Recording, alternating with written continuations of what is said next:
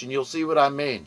Read Jesus' warnings as he spoke through the disciples, signs of the end of the age. Okay, see what's coming, because it's not going to go favorably if you're evil, if you're on the side of darkness, and you love your life in this system. If this system has worked very well for you, and you like it for that, and you'll do anything you need to defend it and protect it, you're going to hell. I can guarantee it. And again, I'm not judging you, but I'm saying, you know what? Your fruits dictate you must. It's just axiomatic. It's a no-brainer. It's what you deserve. It's what you got coming, and you know you do. Because you don't deserve to live among the righteous. And once heaven is installed on earth, like Jesus said, at the renewal of all things, once the angels do their job as the harvesters of the souls of men, and they segregate humanity, like the shepherd separates the sheep from the goat, these holy angels will separate the righteous from the wicked. And you know where you're going, underground, and you're all ready for it, aren't you? You think it's going to be real comfy down there. Well, believe, I wouldn't want to be with you for any amount of money. I don't care where it is, man. You're going to be miserable.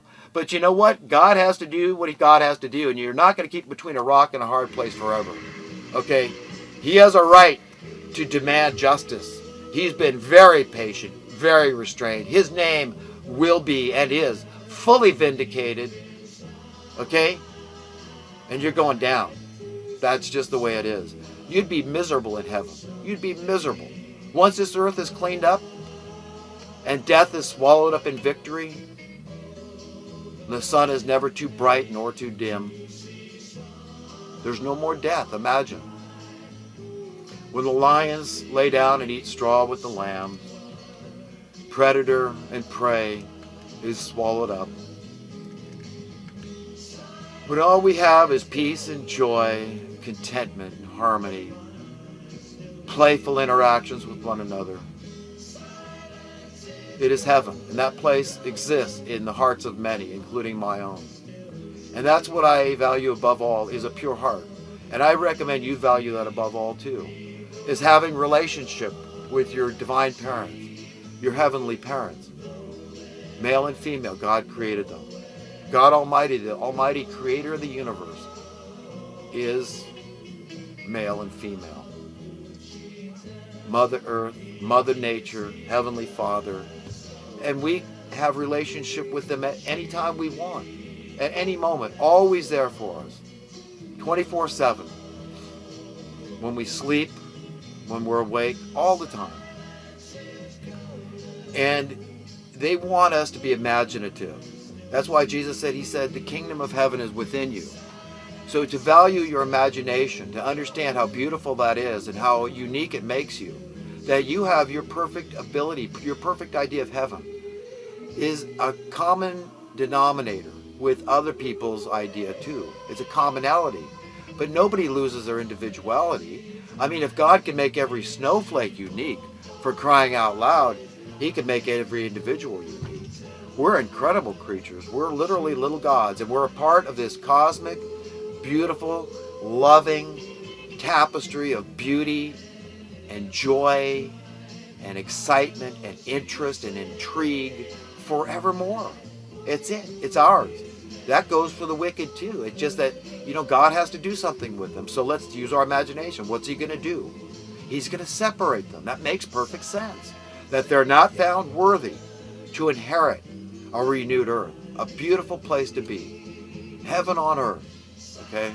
That's the process for being a decent human being. That's the promises that are laid out. And as it is written, you can call God a lot of things, but a liar is one thing that you cannot call God. God is not a liar. He cannot lie because it's inconsistent. It's calling bad good. It's calling good bad. No, the father of lies is Satan. Okay, that's the only bad apple out there. The only bad actor that has deceived the many. And I mean the many, because it's a lot. But it's not as many as those that weren't deceived. It's like, a third of the angels were cast out of heaven that rebelled against God. Lucifer being the ringleader. The kingpin, Satan. So,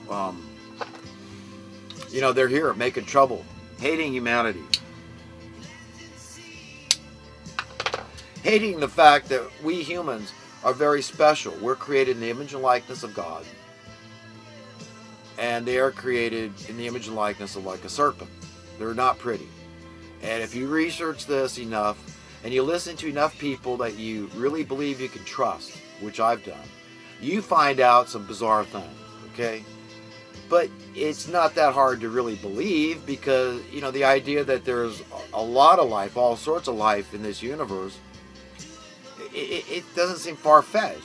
I mean, when you see such a diversity of life right here on this one little rock, you know, spinning through space, it's pretty intense. So the idea that there's these other beings, and some might live on the Earth, and some might come from nearby planets in our solar system. I mean, a lot of people believe there's planets that haven't been discovered, like this 10th planet, Nibiru, Planet X. The Bible might refer to this as wormwood in Revelation. But, you know, something could hide behind the sun for a long period of time. It says 3,600 years approximately from the science. And it's like putting your thumb in front of the sun and it blocks it out. It doesn't take much. The idea of a planet hiding behind the sun, because the sun is so tremendously enormous, that, this could happen for this long period of time. But anyhow, I see my tape's running out, and I guess I'm about done talking. But you know what? My rant, I think, is directed primarily at the mainstream media. These people got to stop being cowards and sellouts, you know? You know, I openly admit I'm a pacifist, and I don't know how that name got a bad meaning. But, you know, maybe it sounds like pacify a baby. But, you know, being a pacifist means nothing, has nothing to do with being a coward. And it certainly doesn't mean pacifying, enabling these elitist scum to continue their genocidal ways. No, it means confronting them. Read a great book by a highly decorated Marine Corps general by the name of Smedley Butler. And the book is titled War's a Racket. Okay, remember, this is a guy that was on the inside. He knew about the troublemakers that were in there. Again, not everybody. It doesn't take everybody. It just takes a group of rascals, troublemakers, murderers, thugs, criminals. That's all. It's just pure criminality in high places, in powerful places, to cause the problems. And they're often, these people you find out, are Satanists. But remember, they start problems where there aren't any, for whatever perverted reason. I mean, you could figure it out. Any of us can see, hey, you know what? I got this great idea. Let's see, I'm a landscape gardener, so I'm going to go plant a bunch of seeds. I'll gather them the next time. I just go out in a field and find a bunch of seeds. And, when I drive by properties, and then later I'll solicit them for, weed care, weed maintenance, So, if you're a glass man, glazer, right? That's what they call people that repair windows. You say, hey, you know what? If I go out there and bust up some windows, I know for a fact that there's going to be a lot of people needing windows repaired. It's that simple to understand this whole theory, So if you don't have crime, we know that there's certain elements in our government allowing the heroin to come in. And look what happened to this famous actor recently that was so beloved by many. Philip, his last name eludes me. But, anyhow, the point is that, that this really is going on. There's criminality in high places, in every form. It's just everywhere. And if you solve the problems, what you think of a problem and you think of a solution. Let's say you think cancer is a problem that should be solved. Well, now, if you're a cancer researcher, now, and some clown comes up with a cure for cancer, you're stepping on some toes there, because that's job security for the guy that's researching cancer, or even the people giving treatments for the cancer. Okay, and I'm not trying to profile anybody. I'm just saying we need to look at this thing squarely and see the insanity. How easy it is to be just, follow along like, sheeple that they think we are, instead of waking up and confronting this thing head on and see how stupid it is. And we'll find ways to spend our time. If there's plenty for everybody, great. That's what I'm saying. There is.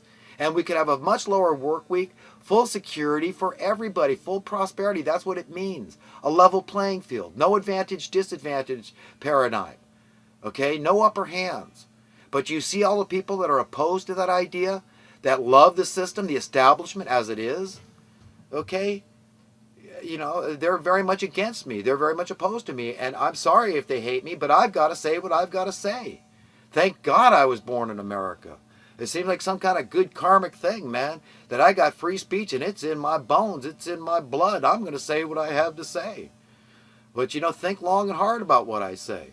Look at crime, okay? You think on your own. Imagine all the people that would be affected if crime suddenly plummeted because we had sound currency, which gradually ended poverty, okay? That created that level playing field, that rising tide of prosperity for everybody, not some.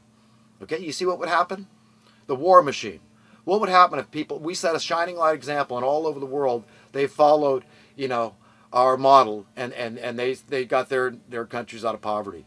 And we didn't use up the fossil fuels because that's the only argument these elitists have left, is that we're going to destroy the planet with CO2. How ridiculous. Do they ever talk about how much CO2 a volcano puts out, Mother Nature puts out with forest fires? These people are liars. They're deceivers from the pit of hell.